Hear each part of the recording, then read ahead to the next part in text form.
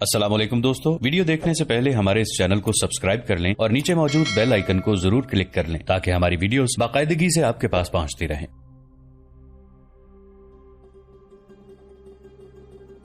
ہم آج آپ کو بتانے آئے ہیں کہ ایک دو دنوں میں کچھ نہ کیا تو ہم مسلمانوں کی اطاعت قبول کر لیں گے، اور ہم آپ کو یہ بھی بتا دیتے ہیں کہ ہم نے مسلمانوں کو پہلے بھی دیکھا ہے۔ آپ کی بادشاہی کے مقابلے میں مسلمانوں کی حکومت اچھی ہے، انہوں نے ہمیں عزت دی تھی، ہماری عورتوں کی عزت، ہماری جانیں اور ہمارے مال محفوظ ہو گئے تھے۔ آپ کو یہ بھی معلوم ہونا چاہیے، ایک اور بولا، لوگ ہمارے ہاتھوں میں ہیں، ہم انہیں جدھر چاہیں لے جا سکتے ہیں۔ یزدگرد نے تڑپ کر کہا، تم سب چلے جاؤ، مت پوچھنا کہ میں ابھی تک خاموش کیوں تھا۔ آج اور ابھی حکم دوں گا کہ فوج کو باہر نکالو اور ان لٹیروں کو واپس عرب کے لیے قابل نہ چھوڑو۔ اس نے تالی بجائی، دربان اندر آ گیا۔ یزدگرد نے دربان سے کہا، رستم سے کہو فوراً آئے، تم لوگ چلے جاؤ۔ یہ تھی وہ شہنشاہی جس میں رعایا بادشاہ کے آگے سجدے کیا کرتی تھی۔ بادشاہ کے دربار میں کوئی کتنی ہی اونچی حیثیت اور رتبے والا آدمی چلا جاتا تو اسے بادشاہ کے آگے سجدہ کرنا ہی پڑتا تھا۔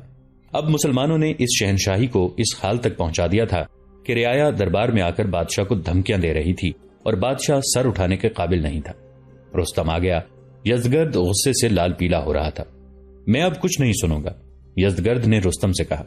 آپ فوج لے کر فوراً مدائن سے نکلیں۔ اگر آپ اب بھی پسو پیش کریں گے تو میں خود فوج لے کر نکل جاؤں گا۔ میں ان عربوں کو ہی نہیں، پورے عرب کو تباہ کر دوں گا۔ اتنی زیادہ فوج، اتنے زیادہ گھوڑے اور ہاتھی، مسلمان ہمارے مقابلے میں کیا ہیں؟ کیڑے مکوڑے۔ اب میرا حکم ہے کہ فوج ساتھ لے کر مدائن سے نکل جائیں۔ علامہ شبلی نعمانی 3 مورخوں کے حوالے سے لکھتے ہیں کہ رستم کچھ بھی نہ بولا اور چلا گیا، اور اس سے کچھ دیر بعد رستم فوج کے بہت سے سوار دستے ساتھ لے کر سابات کو روانہ ہو گیا۔ سابات مدائن سے تھوڑی ہی دور ایک شہر تھا جو ان دونوں فوجوں کی اجتماع گاہ بنا ہوا تھا۔ رستم سابات پہنچ گیا، لیکن اس نے فوج کو تقسیم کر کے مختلف علاقوں میں بھیجنے کی بجائے اپنے جونیئر کمانڈروں سے کہا کہ آرام کرو۔ سعد رضی اللہ عنہ بن ابی وقاص نے اپنے جاسوس آگے بھیج رکھے تھے۔ ایک جاسوس نے آ کر اطلاع دی کہ رستم بہت سی فوج لے کر سابات پہنچ گیا ہے۔ سعد رضی اللہ عنہ نے حضرت عمر رضی اللہ عنہ کے اس حکم کے مطابق کہ انہیں ذرا ذرا سی بات لکھ کر مدینہ بھیجی جائے، فوراً پیغام لکھوایا اور قاصد کو مدینہ روانہ کر دیا۔ فاصلہ تو بہت زیادہ تھا، لیکن پیان رسانی کا ایسا انتظام کیا گیا تھا کہ پیغام مہینوں کی بجائے دنوں میں پہنچ جاتا تھا۔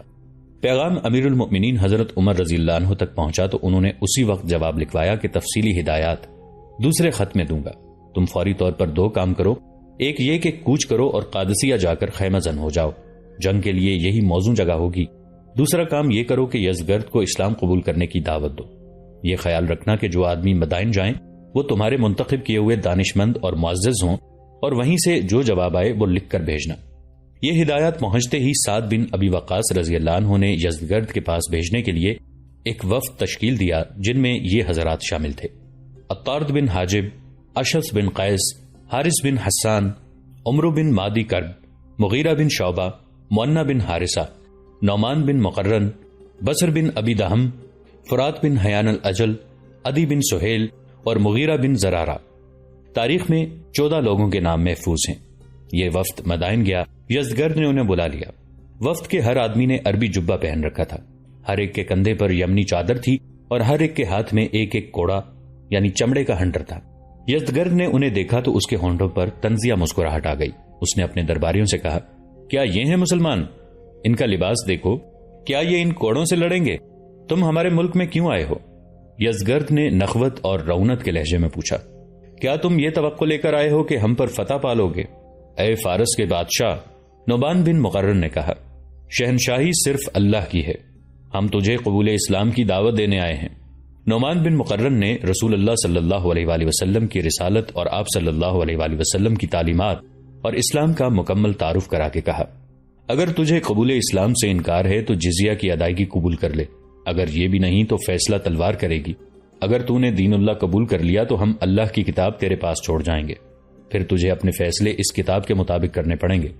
وہ بدبختو، یزدگرد نے غصے اور حقارت سے کہا، میں نے دنیا میں تم سے زیادہ بدبخت اور خستہ حال قوم کوئی نہیں دیکھی۔ کیا وہ وقت بھول گئے ہو جب تم کبھی سرکشی کرتے تھے تو ہم سرحدی بستیوں کے لوگوں کو کہہ دیتے تھے اور وہ تمہیں مار پیٹ کر تمہارا دماغ درست کر دیا کرتے تھے؟ فارس کی طرف سے تم پر کبھی فوج کشی نہیں ہوئی، اس وجہ سے شاید تم اس خوش فہمی میں مبتلا ہو گئے ہو کہ تم فارس پر فتح پالو گے۔ تم اگر بہت ہی زیادہ تعداد میں آ گئے تو بھی ہمارا کچھ نہیں بگاڑ سکو گے۔ اس طرح احمقوں کی طرح اکڑنا چھوڑ دو۔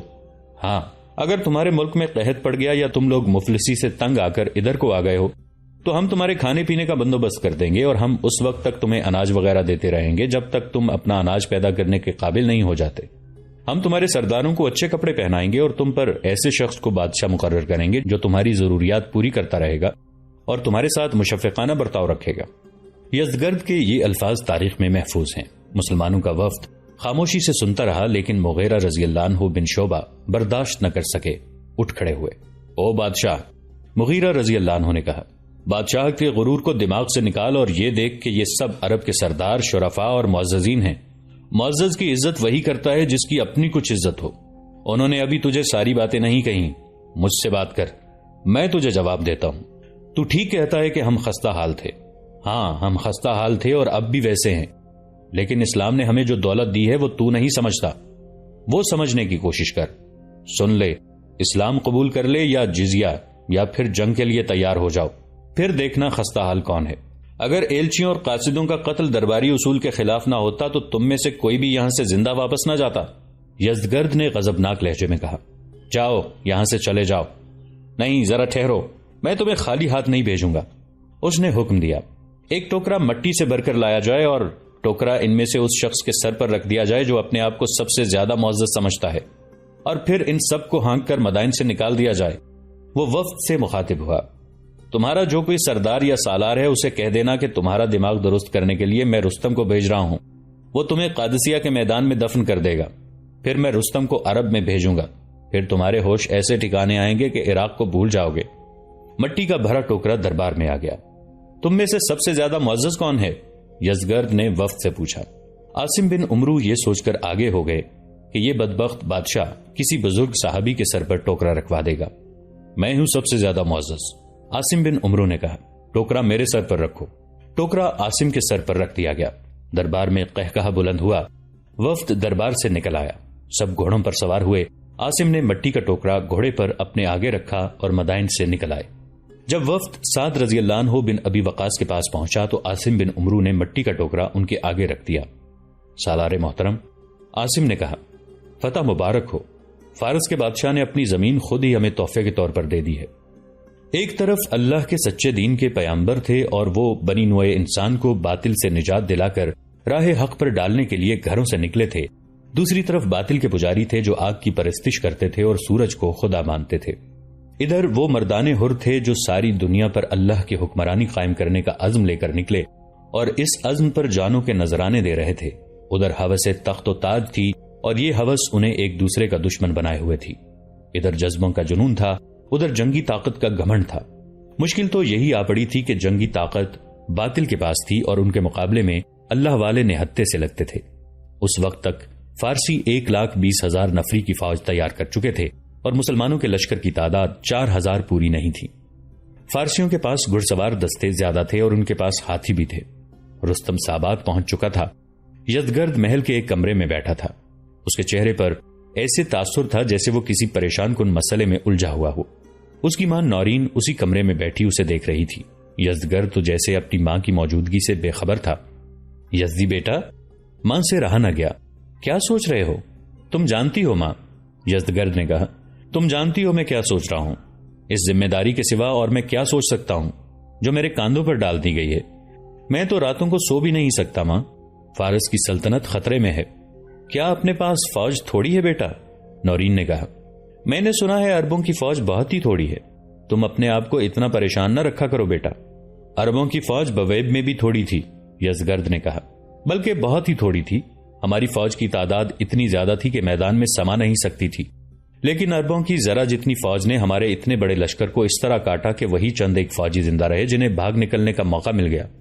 بات یہ ہے ماں، عرب کے یہ مسلمان جان قربان کرنے کے لیے لڑتے ہیں اور ہمارے فوجی جانیں بچانے کے لیے لڑتے ہیں۔ لیکن یزدی، نورین نے کہا، تم اکیلے کیا کر سکتے ہو؟ میں تمہیں زندہ سلامت دیکھنا چاہتی ہوں۔ فوج ہار گئی تو اس میں تمہارا کیا قصور ہوگا؟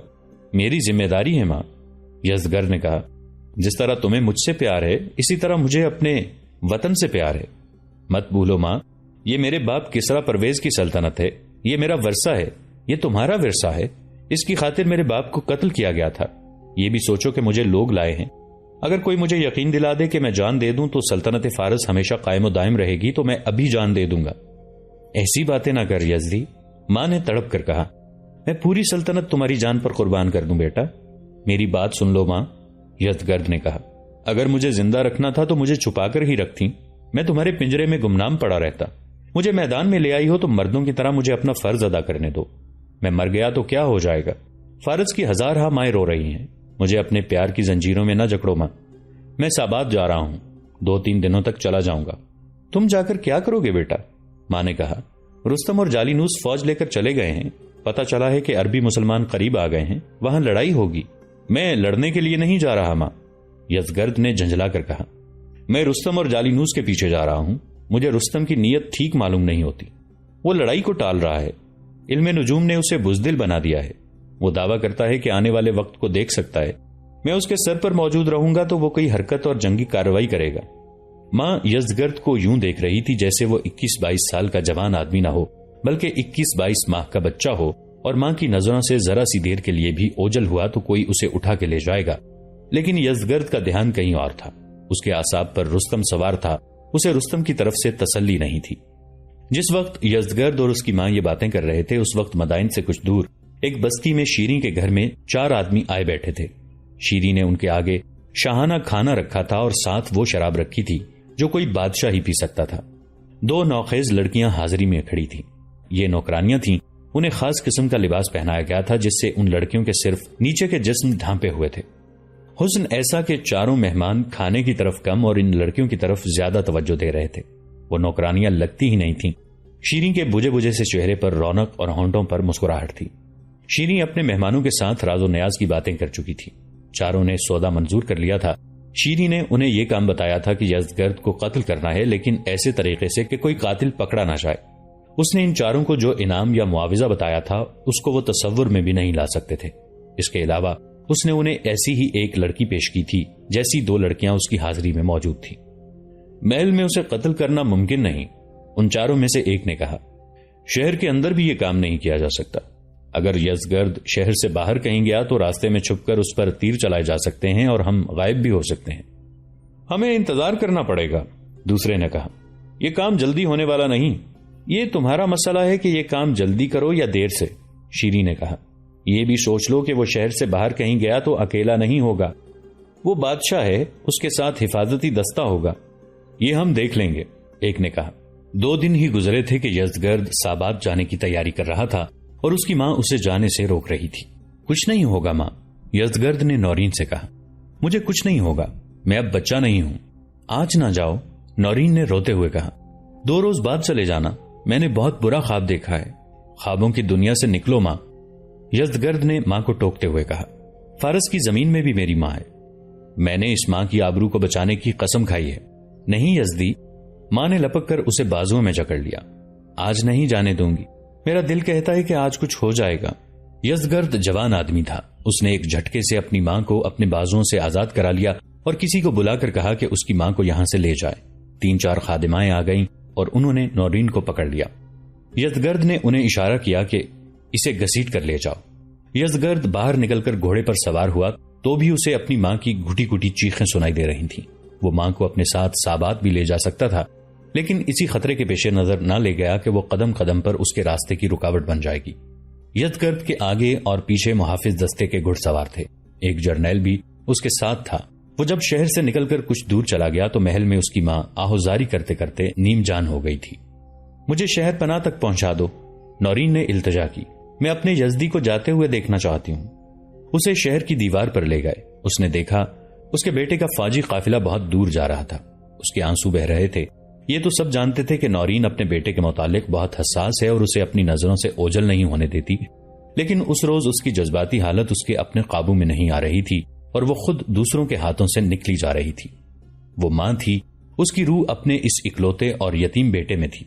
ماں کو تو جیسے اشارہ مل گیا تھا کہ اس کا بیٹا کسی خطرے میں جا رہا ہے اور وہ خیریت سے واپس نہیں آئے گا۔ یہ اشارہ بے بنیاد نہیں تھا۔ ان 4 آدمیوں کو جن کے ساتھ شیریں نے یزدگرد کے قتل کا سودا کیا تھا پتہ چل گیا تھا کہ یزدگرد سابات جا رہا ہے۔ شاہی محل کے کارندوں میں ان کا کوئی آدمی تھا جس نے انہیں قبل از وقت بتا دیا تھا۔ 2-4 الصبح گھڑ سواروں پر سوار ہوئے اور سابات کے راستے میں انہوں نے گھات کی ایسی موزوں جگہ تلاش کر لی جہاں سے وہ یزدگرد پر تیر چلا کر بھاگ سکتے تھے۔ یہ ایک خاصی اونچی ٹیکری تھی جو اونچی گھاس، گھنی جھاڑیوں اور درختوں سے ڈھکی ہوئی تھی۔ اس کے دامن میں ایک چشمہ تھا جس نے چھوٹی سی جھیل کی صورت اختیار کر رکھی تھی۔ اس کے سامنے والے کنارے کے ساتھ ساتھ سابات کی طرف جانے والا راستہ گزرتا تھا۔ ٹیکری کے پیچھے پہاڑی تھی۔ اس کے اور ٹیکری کے درمیان اتنا فاصلہ تھا کہ 3-4 گھوڑے ٹیکری اور پہاڑی کے درمیان سے گزر سکتے تھے۔ پہاڑی میں ایک جگہ کٹاؤ تھا جس میں سے گزرا جا سکتا تھا۔ ان 4 آدمیوں نے گھات لگائی تھی۔ گھوڑے ٹیکری کے پیچھے کھڑے تھے۔ کرائے کے ان 4 قاتلوں میں سے 2 کے پاس کمانیں تھیں۔ وہ ایسی جگہ بیٹھ گئے تھے جہاں سے وہ اچھی طرح سامنے دیکھ سکتے تھے اور ادھر سے یہ کسی کو نظر نہیں آتے تھے۔ ان کے استاد نے انہیں بتایا تھا کہ یزدگرد پر بیک وقت 2 تیر چلانا اور کمانوں سے تیر نکلتے ہی ٹیکری کے پیچھے چھپ کر گھوڑوں پر سوار ہونا اور گھوڑے دوڑا کر پیچھے والی پہاڑی کے کٹاؤ میں نکل جانا۔ اس تجربہ کار آدمی نے کہا تھا کہ یزدگرد کو تیر لگیں گے تو اس کے ساتھی اور محافظ بوکھلا جائیں گے۔ کچھ دیر کے لیے سب کی توجہ یزدگرد پر مرکوز ہو جائے گی۔ تعقب کا خیال انہیں تھوڑی دیر کے بعد آئے گا اور اتنے وقت میں تم دور پہنچ چکے ہوگے۔ یہ چاروں یزدگرد سے بہت پہلے مدائن سے نکل آئے اور انہوں نے رفتار بھی تیز رکھی تھی، اس لیے انہیں یزدگرد کا خاصا زیادہ انتظار کرنا پڑا۔ آخر ان کا شکار انہیں آتا دکھائی دینے لگا۔ جب یہ قافلہ چشمے کے قریب آیا تو یزدگرد نے حکم دیا کہ جو لوگ پانی پینا چاہیں پی لیں اور گھوڑوں کو بھی پانی پلا لیا جائے۔ قافلہ رک گیا اور سب گھوڑوں سے اتر آئے۔ یزدگرد کی ماں مدائن میں تڑپ رہی تھی۔ اس کی خادمائیں اسے بہلا بہلا کر تھک گئیں تو انہوں نے 2-3 جرنیلوں کی بیویوں کو اطلاع دی۔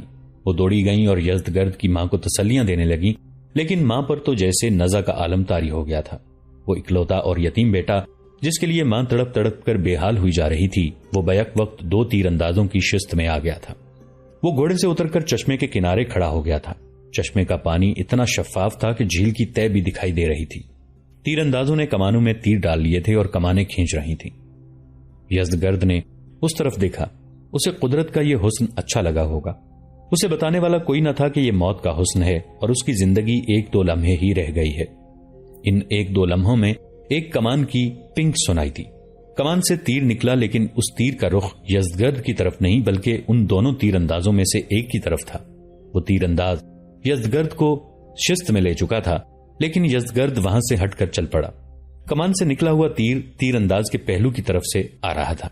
تیر ایک طرف سے اس کی شہرگ میں داخل ہوا اور آدھی لمبائی تک دوسری طرف نکل کر وہیں رک گیا۔ تیر انداز کے حلق سے خراٹا نکلا اور اس کے ہاتھ سے کمان گر پڑی۔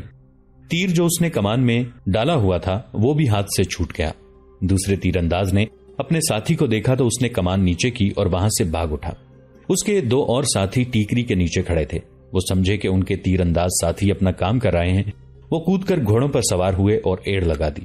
ذرا سی دیر میں وہ پچھلی پہاڑی میں سے گزر گئے۔ ان گھوڑوں کے ٹاپ یزدگرد اور اس کے قافلے نے سنے اور کان کھڑے کیے۔ پھر ٹاپ دور نکل گئے۔ تیسرا گھڑ سوار بھی بھاگ گیا۔ چوتھا ٹیکری کے اوپر ہی پڑا رہ گیا۔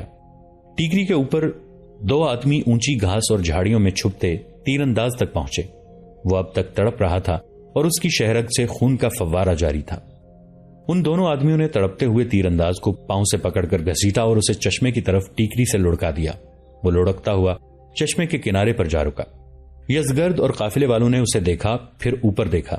وہاں 2 آدمی کھڑے تھے۔ دونوں نیچے اترے اور یزدگرد کے سامنے جا کھڑے ہوئے۔ ساران، یزدگرد نے ان میں سے ایک کو پہچان کر پوچھا، تم یہاں کیسے؟ یہ کیا ہے؟ کون ہے یہ؟ ساران وہ شخص تھا جو یزدگرد کی ماں نورین کے پاس گیا اور اسے بڑی مشکل سے قائل کیا تھا کہ وہ یزدگرد کو مدائن لائے، کیونکہ تمام سرکردہ لوگ اسے تخت پر بٹھانا چاہتے ہیں۔ ماں ڈرتی تھی کہ فارس کا تخت اپنے بہت سے وارثوں کا خون پی چکا ہے اور وہ اپنے بیٹے کو قتل نہیں کرانا چاہتی۔ ساران نے یزدگرد کی جان کی حفاظت کی ذمہ داری اپنے سر لی تھی۔ یزدگرد نے بھی ماں سے کہا تھا کہ اگر لوگ چاہتے ہیں تو وہ اپنے باپ کی سلطنت کی سلامتی کے لیے مدائن جائے گا۔ تاریخ جو قرائن پیش کرتی ہے ان سے یہ حقیقت سامنے آتی ہے کہ نورین خسرو پرویز کی بیویوں میں سے ایک تھی، لیکن یزدگرد ساران کا بیٹا تھا۔ یہ قرائن پہلے تفصیل سے سنائے جا چکے ہیں۔ اب یزدگرد ساران کو ایک آدمی کے ساتھ مدائن سے دور ایک چشمے پر دیکھ رہا تھا اور ایک آدمی تیر شہرگ میں اترا ہوا ٹیکری سے لڑکتا نیچے آیا۔ ساران یزدگرد کو الگ لے گیا۔ دوستو، آج کے لیے اتنا ہی۔ اسی کہانی کی اگلی قسط کے ساتھ بہت جلد حاضر ہوں گے۔ نیچے کامنٹ سیکشن میں اپنی رائے کا اظہار ضرور کیجیے گا۔ ہمارے اس چینل کو سبسکرائب کر کے نیچے موجود بیل آئیکن کو بھی ضرور کلک کیجیے گا۔ اگلی ملاقات تک کے لیے ہمارا اور آپ کا اللہ نگہبان۔